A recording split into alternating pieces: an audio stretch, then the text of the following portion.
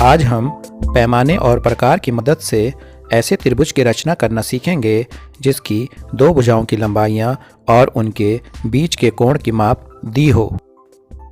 आइए कक्षा 7 प्रायोगिक ज्यामिति के SAS कसौटी अथवा साइड एंगल साइड क्राइटेरियन वाली त्रिभुज की रचना को एक उदाहरण की मदद से सीखते हैं।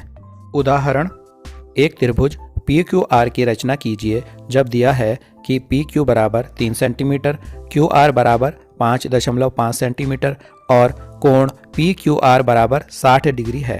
हल चरण 1। पहले हम उदाहरण में दी हुई मापों के अनुसार एक रफ आकृति बनाते हैं।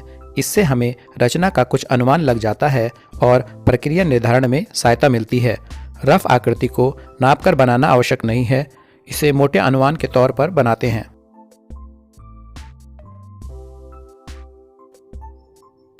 PQ बराबर 3 सेंटीमीटर, QR बराबर 5.5 सेंटीमीटर और कोण PQR बराबर 60 डिग्री है। चरण 2।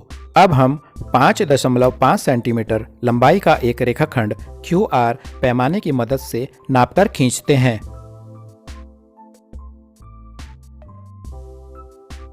इस प्रकार रेखाखंड QR की माप 5.5 सेंटीमीटर है। चरण 3। इस चरण में हमें बिंदु Q पर किरण OX का निर्माण करना है, जिसके लिए सर्वप्रथम हमें रेखाखंड QR के साथ 60 डिग्री का कोण बनाना होगा। पैमाने और प्रकार से 60 डिग्री का कोण बनाने के लिए प्रकार के फैलाव को किसी भी माप का कर लेते हैं। अब Q को केंद्र मानकर एक चाप खींचते हैं। अब प्रकार के फैलाव को बिना परिवर्तित किए इसी माप को लेकर एक अन्य चाप चित्र के अनुसार लगाते हैं। ध्यान रहे कि प्रकार की नोक को रेखाखंड QR को काटने वाले चाप के स्पर्श बिंदु पर रखकर दूसरा चाप इस प्रकार लगाएं जो पहले चाप को किसी बिंदु पर काटे। अब बिंदु Q से एक किरण QX खींचते हैं जो इन चापों के प्रतिच्छेद बिंदु से गुजरती है। इस प्रकार यह QR के साथ 60 डिग्री का कोण बनाती है। चरण 4। OP बराबर 3 सेंटीमीटर दिया है।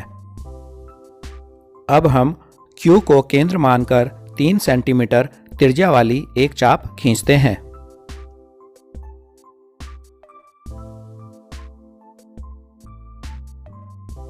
यह चाप QX को बिंदु P पर काटता है।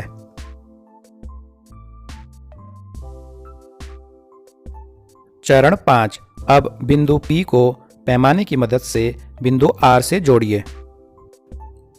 इस प्रकार त्रिभुज PQR तैयार है, जिसकी भुजा PQ बराबर 3 सेंटीमीटर, QR बराबर 5.5 सेंटीमीटर और कोण PQR बराबर 60 डिग्री है।